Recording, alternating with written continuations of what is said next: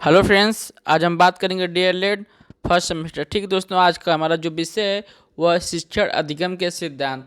इससे पहले दोस्तों मैं इसके ऊपर एक वीडियो बना चुका हूँ जो शिक्षण सिद्धांत है उसके ऊपर। ठीक है, तो आप उसको प्लेलिस्ट में जाकर देख सकते हैं। अगर दोस्तों आप मेरे चैनल पर नए आए तो मेरे चैनल को सब्सक्राइब कर लीजिए, क्योंकि दोस्तों मैं आप लोगों के लिए ऐसा वीडियो बनाता रहूँगा। ठीक है, तो जो शिक्षण सिद्धांत हुए हैं उसमें कुछ रह गए थे, उसको दोस्तों आज हम लोग देख लेते हैं। पहला कौन सा है? नियोजन का सिद्धांत। ठीक है, इसके बारे में देख लेते हैं। शिक्षण हो या कोई भी कार्य हो, ठीक है, शिक्षण या कोई भी कार्य हो, उसका पूरा होना इस बात पर निर्भर करेगा कि योजना बनाकर किया गया या नहीं। ठीक है, शिक्षण के हो या कोई और कार्य हो, किस बात पर निर्भर करेगा कि वह एक योजना बनाकर कार्य किया गया था या नहीं। ठीक है, आप स्वयं चर्चा करें कि एक कमरा है, ठीक है, जिसमें किताबें, मेज, कुर्सी, जूते तथा स्थान क्रम से रखे हों। ठीक है, जो उस कमरे में कैसा है, कुर्सी हो, मेज हो या कपड़े हों या जूते हों, वो कैसे रखे हों, स्थान से क्रम से रखे गए हों। ठीक है, और एक कमरा और देख लेते हैं जिसमें सामान मतलब फैले हुए हैं, उसे कोई क्रमबद्ध तरीके से रखा नहीं गया हो। ठीक है, हो तो किस स्थान पर आपका मन कार्य में लगेगा? तो जाहिर सी बात है कि उस स्थान पर जहाँ सब कुछ कैसा दोस्तों वह क्रमबद्ध हो तथा नियोजन हो। इससे ही योजना का सिद्धांत करते हैं। मतलब योजना का मतलब कि कोई भी कार्य करने से पहले आप उसको अच्छे से परख लेंगे, देख लेंगे, उसके बाद उसको कार्य को करेंगे। ठीक है, अब दोस्तों इसमें कुछ और पॉइंट देख लेते हैं।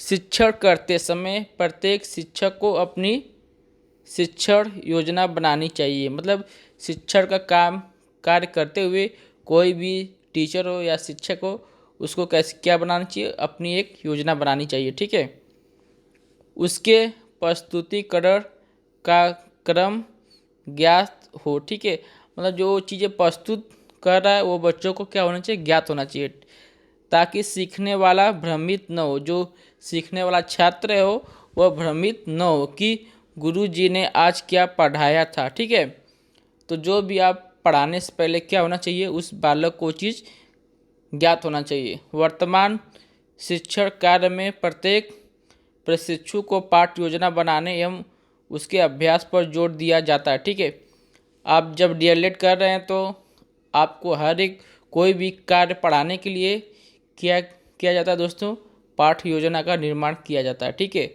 और अभ्यास पर जोर दिया जाता है आप लोगों को। मान लीजिए आपको, ठीक है, संधि पढ़ानी है। मान लीजिए आपको क्या पढ़ाना है, संधि पढ़ाना है, और आपने संधि की परिभाषा उदाहरण देने के बजाय, ठीक है, शब्द अर्थ समझाने लगे और उसी में सारा कालांश बीत जाए तो आपका शिक्षण नियोजित नहीं रह पाएगा या नहीं कहा जाएगा। ठीक है, योजना करके कार्य से, ठीक है, मतलब इसका क्या क्या मिलता है आपको, समय और श्रम की बचत होती है। ठीक है, और योजना के तरीके से आप किसी चीज़ को प्रस्तुत करेंगे उसमें क्या होगा, समय और श्रम की बचत होती है। जो आपका शिक्षण अधिगम है, जो सिखाने का कार्य है वो कैसा दोस्तों होगा, वह क्रमबद्ध होता है। ठीक है, और शिक्षण का जो उद्देश्य है वो भी पूर्ण होता है। जो आपका शिक्षण का उद्देश्य है वो भी आपका कंप्लीट हो जाएगा। आप दोस्तों नेक्स्ट देखें हम लोग चयन का सिद्धांत। ठीक है, इसमें देख लेते हैं। हम बीमार हैं तो अगर हमें डॉक्टर के पास जाना हो तो और विद्यालय भी जाना हो तो इस समय जो जरूरी होगा उसी को करेंगे ताकि दूरगामी प्रवाह हमारे पक्ष में हो। ठीक है, मान लीजिए कि हम बीमार हैं, हमको स्कूल भी जाना है और डॉक्टर के भी पास जाना है। ठीक है, तो इन दोनों में से हमें क्या चयन करना पड़ेगा कि जो हमारे लिए या हमारे पक्ष में हो। तो दोस्तों सिंपल सी बात है, हम लोग डॉक्टर के पास जाएंगे। ठीक है, इसी स्थिति को चयन कहते हैं। शिक्षण भी एक जटिल कार्य है। जो शिक्षण क्या है, एक जटिल कार्य, इसमें हमें विभिन्न विषयों को पढ़ाना या समझाना होता है। ठीक है, शिक्षक पर यह गुरु तर या दायित्व होता है। ठीक है, कि वो कौन सा विषय पहले पढ़ाए। मतलब एक शिक्षक के ऊपर दायित्व होता है कि सबसे पहले वो कौन सा विषय पढ़ाए। ठीक है, कि वह कौन सा बाद में, मतलब कौन सा पहले या कौन सा बाद में किस सामग्री को कैसे प्रस्तुत करना, मतलब कौन सामग्री को उस टीचर को स्टूडेंट के सामने कैसे प्रस्तुत करना है उसके बारे में उसको सोचना पड़ेगा। कौन सी कक्षागत समस्याओं को पहले हल करें, ठीक है, मतलब उसको चयन करना है कि इन चीज़ों में से सर्वप्रथम वो क्या करेगा ताकि शिक्षण अधिगम सफल हो सके, ठीक है। चयन के सिद्धांत का अनुसरण जरूरी है। जो चयन है एक टीचरों को कैसे करना चाहिए ये भी बहुत ज़रूरी है कि सबसे पहले उसे कौन सा विषय पढ़ाना चाहिए या बाद में कौन सा पढ़ाना चाहिए, कौन सी सामग्री किस में प्रस्तुत करना चाहिए। तो इस चयन का एक चयन होना चाहिए एक टीचर के अंदर, ठीक है। तो इसमें जो मुख्य बिंदु उसको देख लेते हैं। ज्ञान का स्वरूप अर्थात सागर के समान है, ठीक है, तो सत्य है क्योंकि जो ज्ञान का स्वरूप है वो सागर के समान है। शिक्षण में चयन जरूरी है, ठीक है। उद्देश्यहीन शिक्षण कभी सफल नहीं होता। जो उद्देश्यहीन शिक्षण है वो कभी सफल नहीं होता, इसलिए उद्देश्यपूर्ण शिक्षण होना चाहिए। चयन उद्देश्य के साथ साथ शिक्षण का योजना बनानी चाहिए, ठीक है। हम दोस्तों अब नेक्स्ट पॉइंट पर देखेंगे। इसमें क्या दिया है, व्यक्तिगत भिन्नताओं का सिद्धांत। तो इसको देख लेते हैं। आपने देखा होगा कुछ लोग काले कुछ गोरे होते हैं, ठीक है। समाज के अंदर कुछ काले और कुछ गोरे लोग होते हैं। कुछ लोग किसी तथ्य को जल्दी समझ लेते हैं, कुछ लोग देर में। कुछ अपनी बात चिल्ला चिल्ला कर सब जगह कह देते हैं और कुछ उपयुक्त समय पर भी अपने को व्यक्त नहीं कर पाते। आखिर ऐसा क्यों होता है? ऐसा इस हर व्यक्ति एक दूसरे से भिन्न है, ठीक है। हर एक व्यक्ति क्या है, एक दूसरे से भिन्न है। उसमें कोई समानता नहीं है, न रूप रंग की, न आकृति की, न बनावट की और न ही बुद्धि की। यही भिन्नता ही व्यक्तिगत भिन्नता कहलाती है। जो व्यक्ति भिन्नता की परिभाषा यही है, ठीक है। शिक्षण कार्य में यदि इस भिन्नता को ध्यान में ना रखा जाए तो अधिगम को गुणवत्तापरक नहीं कहा जा सकता, ठीक है।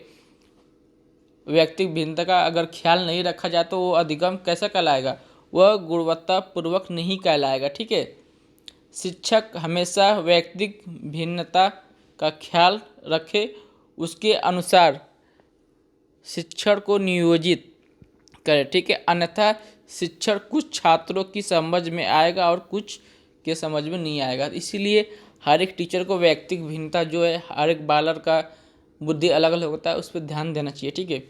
अब नेक्स्ट देख लेते हैं सिद्धांत कौन सा है, लोकतंत्री व्यवहार का सिद्धांत। इसके बारे में दोस्तों देख लेते हैं।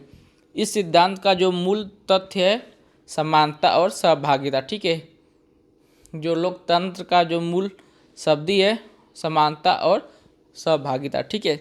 यदि कक्षा में कुछ विद्यार्थी शिक्षण के बहुत करीब होते हैं, कुछ से शिक्षक बिल्कुल उदासीन रहता है, ठीक है। जो शिक्षक है कुछ स्टूडेंट के बहुत करीब रहता है और कुछ से उदासीन रहता है।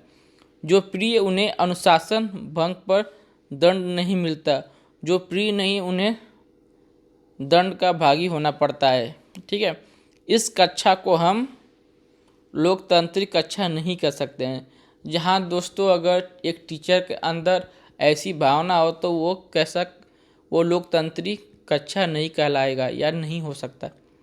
और न ही शिक्षक व्यवहार को समानता का व्यवहार कर सकते हैं। शिक्षक को हमेशा ध्यान रखना चाहिए कि वह कक्षा के सभी बच्चों, ठीक है, या जो कक्षा के सभी बच्चे हैं वह शिक्षक है, ठीक है। सभी के व्यवहार का परिमार्जन उसका मकसद होता है। मतलब एक टीचर को जो कक्षा है उनमें सभी बच्चों को एक समान देखना चाहिए, ठीक है। सभी छात्रों के साथ समानता का व्यवहार करना चाहिए। लोकतंत्री सिद्धांत ये कहता है कि कक्षा शिक्षण शिक्षार्थियों की सहभागिता पर आधारित हो, ठीक है। जो कक्षा का शिक्षण कैसा है, उस कक्षा में हर एक छात्र क्या हो, सहभागिता हो, मतलब एक साथ हो। उनकी जो क्रियाशीलता से पाठ्य वस्तु पढ़ाई जाए, ठीक है। नेक्स्ट पॉइंट देख लेते हैं, जीवन से संबंध स्थापित करने का सिद्धांत। तो इसमें कुछ पॉइंटें देख लेते हैं। शिक्षा जीवन पर्यंत चलने वाली एक प्रक्रिया है। शिक्षा के द्वारा ही मानव जीवन को उन्नत बनाया जा सकता है, ठीक है। मानव जीवन कैसा है, एक उन्नत बनाया जा सकता है, किसके द्वारा, शिक्षा के द्वारा। इसलिए राष्ट्रीय पाठ्यचर्या की रूपरेखा 2005, ठीक है, जो उसमें शिक्षा को जीवन से जोड़ने की बात पर जोर दिया गया है। ठीक है, जो शिक्षा है उसको जीवन में जोड़ने की बात किया गया है किस पे, राष्ट्रीय पाठचर्या की रूपरेखा 2005 में। ठीक है, शिक्षा देने का कार्य शिक्षण के माध्यम से होता है। शिक्षक को किसी भी पाठ को पढ़ाते समय उन तथ्यों पहलुओं पर ध्यान केंद्रित करना चाहिए। ठीक है, कोई भी टीचर हो कुछ भी पाठ पढ़ा रहा है तो उसको कुछ पहलुओं पर ध्यान देना चाहिए या तथ्यों पर जो विद्यार्थी को उसके जीवन की क्रिया के साथ जोड़ता है, जो छात्र को उसकी जो जीवन की क्रिया उसके साथ वो जोड़ता हो। ठीक है, यह संबंध स्थापित हो जाने पर नया ज्ञान या कौशल बालक के जीवन का अस्थायी अंग बन जाता है। ठीक है, और वह इस ज्ञान का प्रयोग जीवन में आने वाली परिस्थितियों को सुलझाने में करता है। तो अब नेक्स्ट देख लेते हैं सिद्धांत विभाजन का सिद्धांत। इसे लघु सोपान का सिद्धांत भी कहते हैं। शिक्षण स्वयं में व्यापक प्रक्रिया है। इसको सफल बनाने का सबसे सरल तरीका है इसे विभाजित करके पढ़ाया जाए। ठीक है, शिक्षक को चाहिए कि पाठ वस्तु को विभाजित करके सरल से कठिन की ओर अग्रसर हो। ठीक है, एक शिक्षक को चाहिए कि अगर कई पाठ एक पाठ है उसको कई पार्ट में डिवाइड कर दे। ठीक है, और उसको आसान तरीक़े से, जो कठिन है उसको एक आसान तरीक़ा से बना के उसके सामने प्रस्तुत करना चाहिए ताकि तारतम्यता मतलब क्रमबद्धता बनी रहे और संप्रेषण व्यवहारिक बना रहे। मान लीजिए, ठीक है, आपको व्याकरण का ज्ञान देना है तो आप सबसे पहले अक्षर का ज्ञान देंगे। ठीक है, फिर शब्द बनाना सिखाएंगे, फिर वाक्य कैसे बनाया जाता है उसको आप सिखाएंगे या बताएंगे, तब व्याकरणिक दृष्टि से इनका प्रयोग बताएंगे। इससे क्रिया आसानी से समझ में आ जाएगी और शिक्षण बोझिल नहीं होगी। ठीक है, यह सिद्धांत वैज्ञानिक दृष्टि से पूर्ण है क्योंकि विभाजन क्रम में आगे बढ़ते हुए शिक्षक को छात्रों के सीखने की गति व स्तर का ज्ञान होता है। ठीक है, एक शिक्षक को उस बालक के सीखने की गति या स्तर का पता चलता है और वह अपना शिक्षण कार्य उत्तरोत्तर परिष्कृत भी करता चलता है। ठीक है, तो नेक्स्ट पॉइंट हम लोग देख लेते हैं, उपयुक्त चर्चा से हमने क्या सीखा या क्या जाना। ठीक है, सभी सिद्धांत एक दूसरे से घनिष्ठ रूप से जुड़े हैं। मैंने जितना भी सिद्धांत आप लोग को बताया वो क्या है, एक दूसरे से घनिष्ठ या जुड़े हुए हैं। इनका अनुपालन सुनिश्चित करने से शिक्षण तो बेहतर होगा ही, शिक्षा में भी गुणवत्ता सुधार मिलने लगता है। ठीक है, एक तरीके से ये सिद्धांत शिक्षण प्रक्रिया को एक प्लेटफार्म प्रदान करते हैं जिस पर चलकर सहजता से गंतव्य तक पहुंचा जा सकता है। ठीक है, जो मुख्य बिंदु उसको देख लेते हैं। पढ़ाए गए तथ्यों को बार बार दोहराने से ज्ञान अस्थायी हो जाता है। ठीक है, जो पढ़ाए गए तथ्य उसको बार बार दोहराने से क्या होता है, ज्ञान अस्थायी हो जाता है। मन में प्रसन्नता हो तो अधिगम की गति तीव्र होती है। ठीक है, अगर मन प्रसन्न हो क्या वो अधिगम मतलब सीखने में वो तीव्र होगा। खंड से पूर्व की ओर बढ़ना मनोवैज्ञानिक विधि है या मनोवैज्ञानिक। ठीक है, पाठ्य विषय को छोटे छोटे पदों में बांटकर पढ़ाने से शिक्षण प्रभावी होता है। किसी भी पाठ को आप या चैप्टर को छोटे छोटे खंड में उसको बांटकर अगर प्रस्तुत करेंगे तो विद्यार्थी को सीखने में कठिनाई नहीं होगी। ठीक है, तो आपको दोस्तों आपको हमारा वीडियो कैसा लगा, अच्छा लगा हो तो कमेंट कीजिएगा, दोस्तों में लाइक कीजिएगा, सब्सक्राइब कीजिएगा और मेरे चैनल पर नहीं आया तो मेरे चैनल को सब्सक्राइब कीजिएगा। ठीक है, धन्यवाद।